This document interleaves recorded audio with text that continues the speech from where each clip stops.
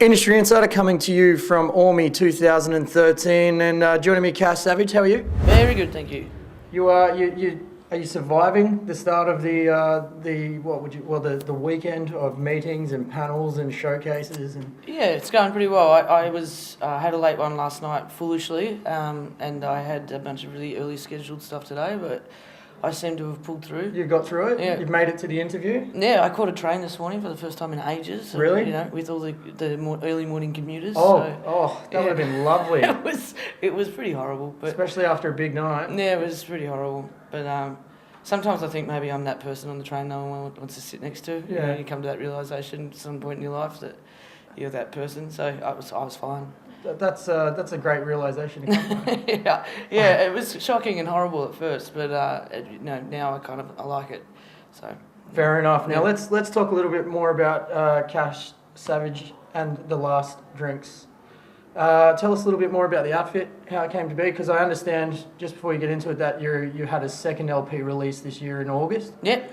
And take us through the outfit and how it all got. Well, it sort of grew pretty organically. Our first show together was 4 or 5 years ago, and that was with just a keyboard and a guitar. Mm-hmm. And now we are a 7-piece band with trumpets and fiddles and double basses and a drum kit and sometimes two, and just a big wall of sound.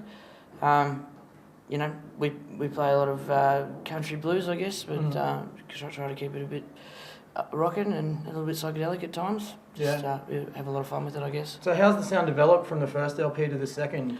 This one, the second LP is I guess more polished, but I hate that word. So I guess maybe more finished. I don't know. It's the first one was quite raw. We recorded it just in 3-song sections, just in different places around. Like in my hometown of Port Albert and at my mate's place in the lounge, and just sort of. But this one we actually went to a studio and spent a week in a studio putting down everything, and then 6 months on post production, and then another day in the studio, sort of 2 months after the first initial thing. So it's much more of a studio album than the last one. Mm-hmm. It's and I think we've managed to pull it off. Yeah. Well, it's all about everyone has their varying opinions, but I guess it's about replicating what you release as a record, replicating that live as well. Yeah, well, I've always been in a situation where people have said you sound a lot better live, and so particularly with this band, I've worked really hard to make sure that the albums still have that live energy. Yeah.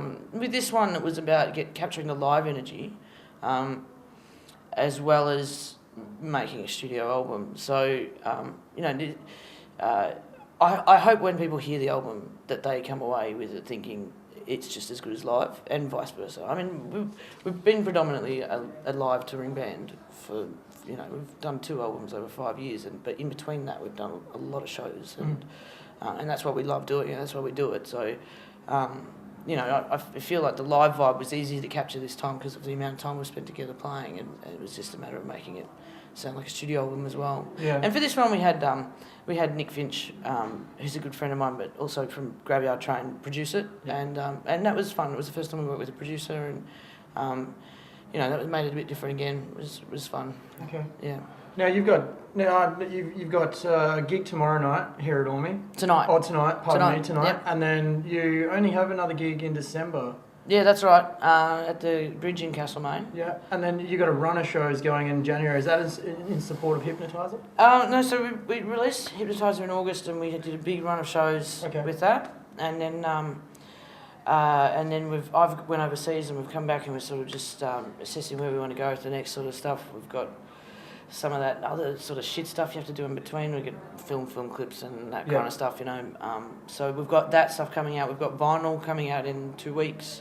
And then January will sort of be in support of the vinyl and the film clips and the other things that happen when you make an album, I guess. Yeah. Great. Yeah. All right. Well, looking forward to seeing you play tonight. And excellent. Thank you so much for your time. Thanks for having me. If you want any more information, we'll put the website up there on the screen. Cash Savage, thank you so much. It's been a pleasure, and let's perhaps go find a beer. Yeah, it is the World Music Expo. Isn't this what we're supposed to do? Yeah, I'm pretty sure it is. All right. Cash Savage.